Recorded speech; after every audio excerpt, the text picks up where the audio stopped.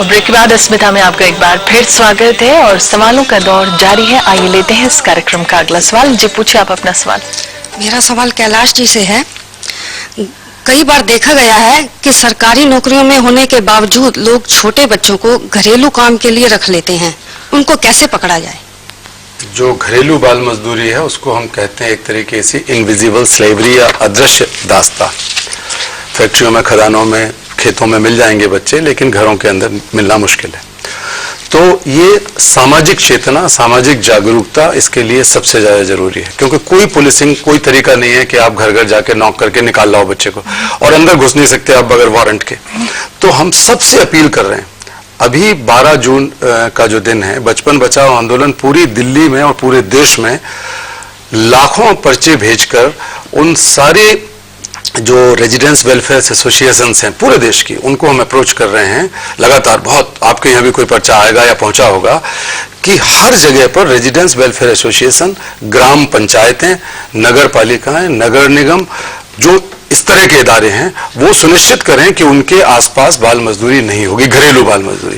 क्योंकि सिर्फ जो पीयर प्रेशर है, जो पीयर विजिलेंस है, पड़ोसी का विजिलेंस है, वही इसमें सबसे कारगर हो सकता है। कैलाश जी, इसमें उन्हें जरूर जोड़िएगा जो हमारे यहाँ दिल्ली में जैसे सरकारी फ्लैट्स में लोग रहते हैं, या सोसाइटीज जो मैनेजमेंट द्वारा रन की जाती है, वहाँ RWAs नहीं होती है। अच्छा, तो वो भी वहां भी हम लोग शायद जा रहे हैं, मुझे पता नहीं डिटेल में, लेकिन सब जगह जहां जहां ये संभव है। लेकिन आपकी सलाह समीना जी बहुत बहुत महत्वपूर्ण है, हम वहां जाएंगे।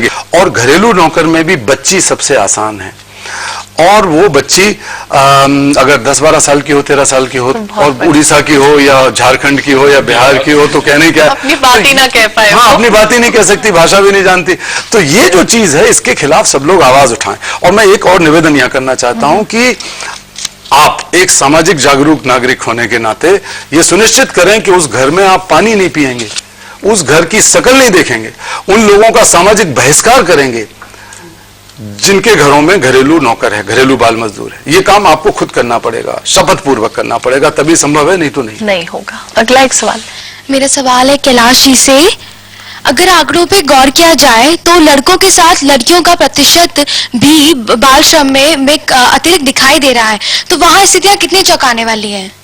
लड़कियों की स्थिति तो बहुत बुरी है, क्योंकि लड़कियों के मामले में तो परसों, आज से ठीक 2 दिन पहले, परसों हम लोगों ने घरेलू बाल मजदूरी इनको छुड़ाया और पुलिस में केस हुआ, पुलिस ने इसमें सहयोग किया, अंत में FIR लॉन्च हुआ, और उस मामले में उस लड़की के साथ अनेकों बार बलात्कार हुआ। वो बलात्कार करने वालों ने, मैं आपको बताऊं कि जब वो प्लेसमेंट एजेंसी उस 12-13 साल की लड़की को दिल्ली लेके आई, तो प्लेसमेंट एजेंसी वालों ने उसकी इज्जत लूटी, ये कह के कि हम इस ट्रेनिंग दे रहे हैं इस चीज की, कि कल को अगर तुम्हारे साथ घर में ऐसा होगा, ये दिल्ली के अंदर हो रहा है, ये इस देश की राजधानी के अंदर हो रहा है, और वो लड़की प्रेग्नेंट हो गई, 13 साल की लड़की प्रेग्नेंट हो गई। हम लोग कहां ले जाएं, क्या करें?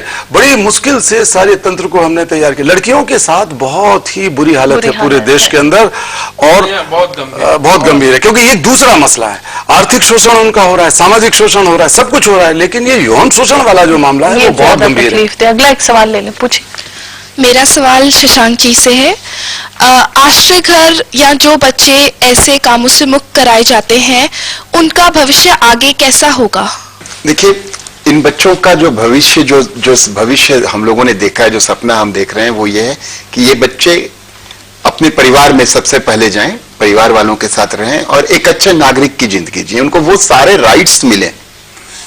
जैसा कैलाश जी ने कहा ना कि अगर कोई बच्चा जो बंधुआ मजदूर है और जब वो घर लौटता है तो उसको वेलफेयर स्कीम्स के सारे वो फैसिलिटीज मिले, वो इसलिए है कि उनके जो राइट्स हैं, जिन राइट्स से वो डिप्राइव हुए हैं, वो राइट्स उनमें रिस्टोर हों। और DCPCR ऐसी कोशिश कर रहा है कि उनको आगे रोजगार के अवसर या रोजगार से रिलेटेड कोई तालीम दी जाए या पढ़ाई। DCPCR ये जरूर देख रहा है कि ये बच्चे जब रेस्क्यू होते हैं तो डिफरेंट होम्स में, चिल्ड्रन होम्स में आते हैं, जहां ये शॉर्ट स्टे के लिए 2 तरह का स्टे इनका होता है। एक तो शॉर्ट स्टे होता है, दूसरा लॉन्गर स्टे होता है, जब ये नहीं पता चलता है कि ये बच्चे कहाँ जाएंगे, इनके माँ बाप हैं या नहीं है।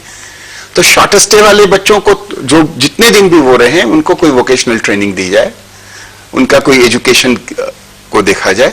लेकिन लॉन्गर स्टे वाले बच्चों को हम ये निश्चित तौर पे देख रहे हैं कि चिल्ड्रन होम से ये बच्चे स्कूल जाएं, इनका फॉर्मल एजुकेशन हो। बहुत अच्छी बात। ताकि वो कल होकर उनका मेन स्ट्रीमिंग इजी हो जाए।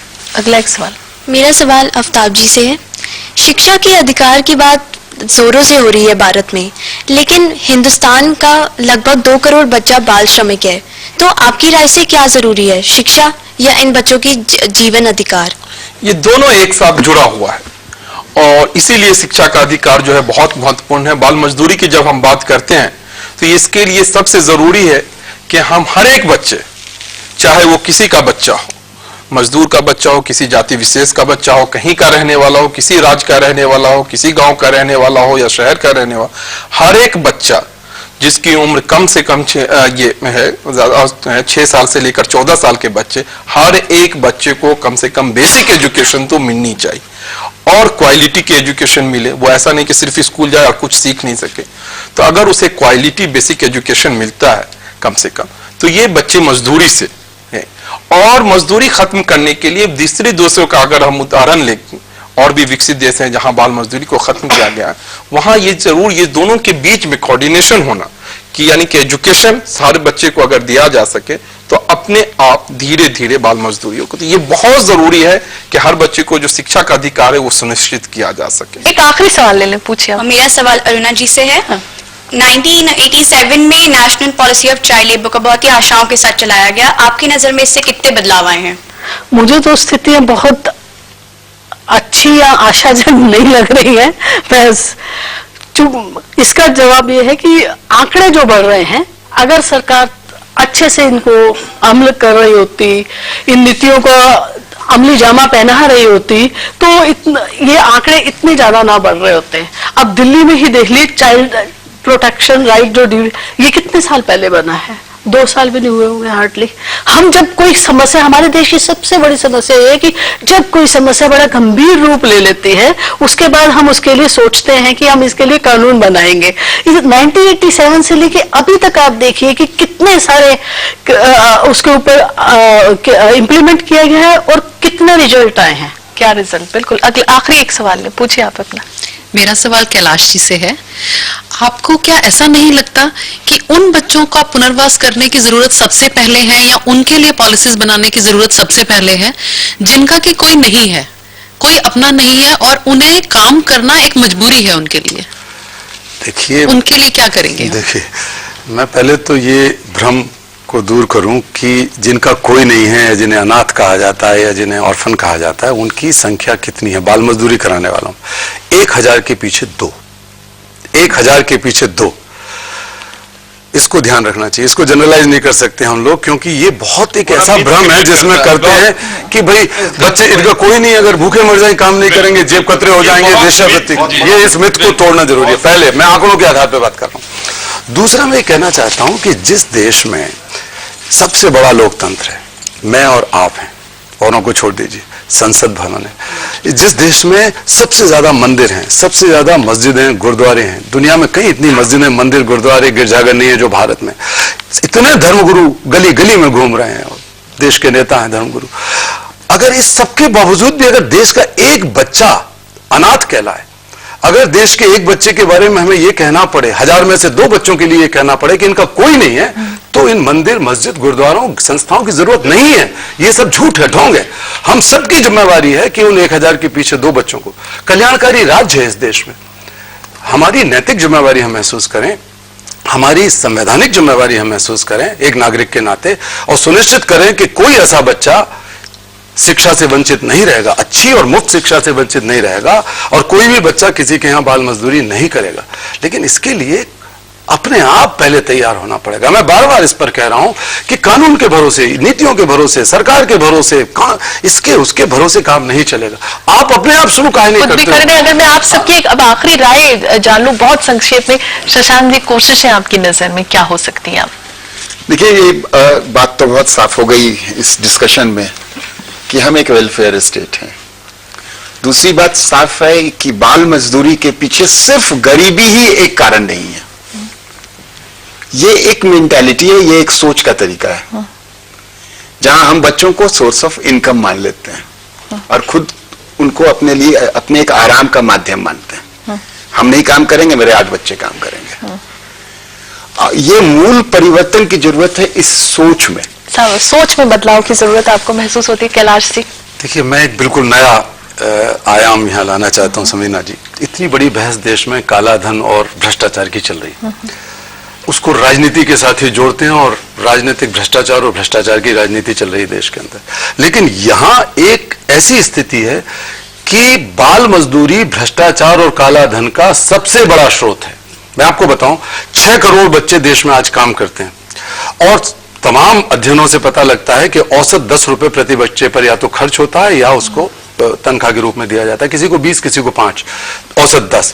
तो 60 करोड़ रुपया मालिकों की जेब से, तिजोरी से, मुनाफे से बच्चों पर जा रहा है, बाल मजदूरों पर जा रहा है। इनकी जगह यदि वयस्क लोग काम करें तो औसत 120 रुपया आता है। 750 करोड़ रुपया इनको देना पड़ेगा। कागज पर जितने भी मालिक और जितने भी ये सप्लाई चेन वाले हैं, बड़े बड़े ब्रांड के लोग, कंपनियों के लोग, सब लोग, एक्सपोर्टर्स, सब लोग दिखाते हैं कि वो वयस्क को रखे हुए हैं, बच्चे को नहीं दिखाएगा। लागत मूल्य में अगर वो बच्चे को दिखा देगा तो कुछ लागत मूल्य लगेगा नहीं। तो लागत मूल्य में वो पूरा दिखा रहा है कि न्यूनतम मजदूरी दे रहा है। हाँ। तो न्यूनतम मजदूरी वो दे रहा है 125-150 रुपया और बच्चे के ऊपर 10 रुपए खर्च कर रहा है। 110 रुपए प्रति मजदूर कहां जा रहा है?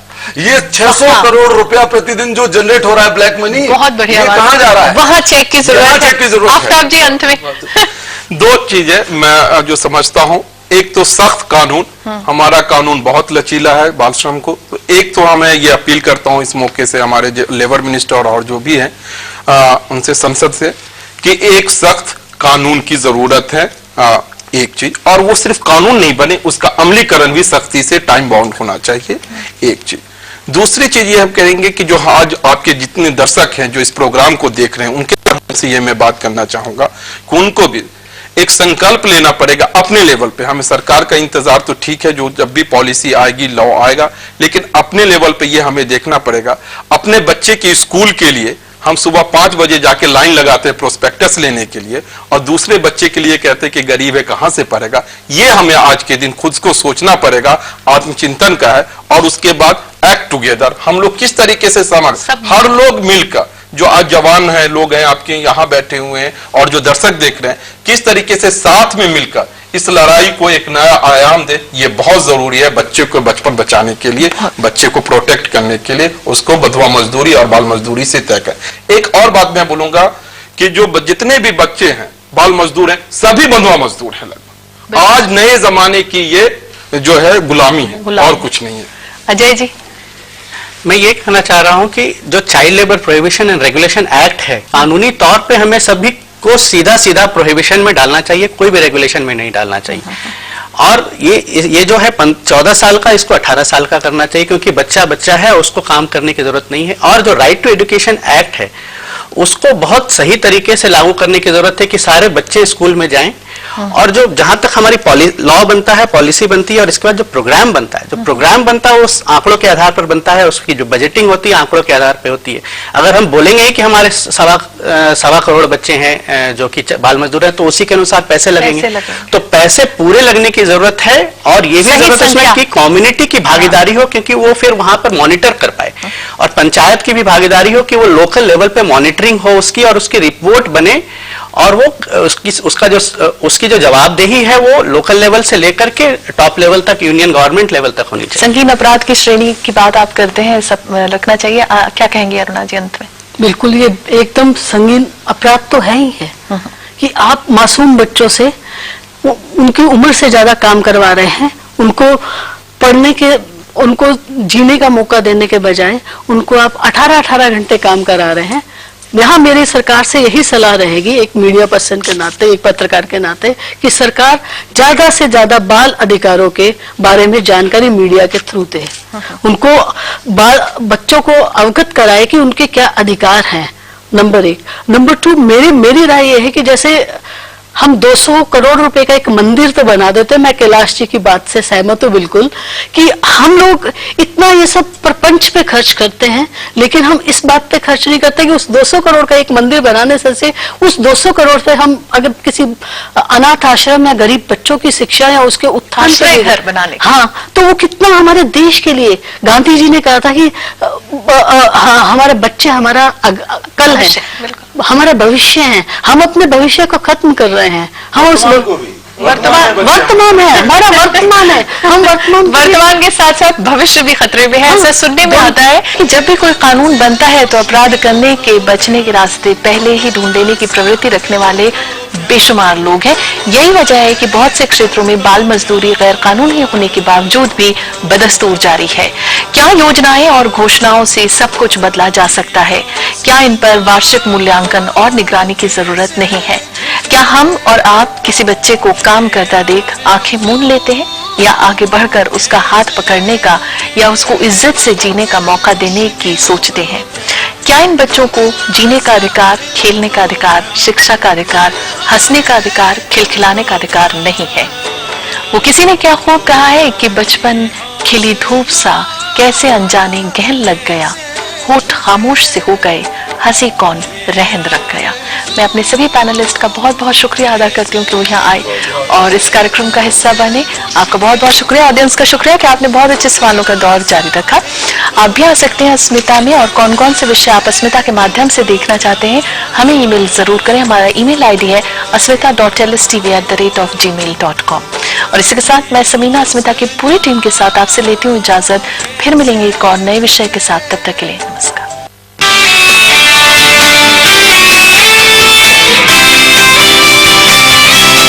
वक्त बदल रहा है, बीता वक्त कुछ और था, आज का वक्त कुछ और है।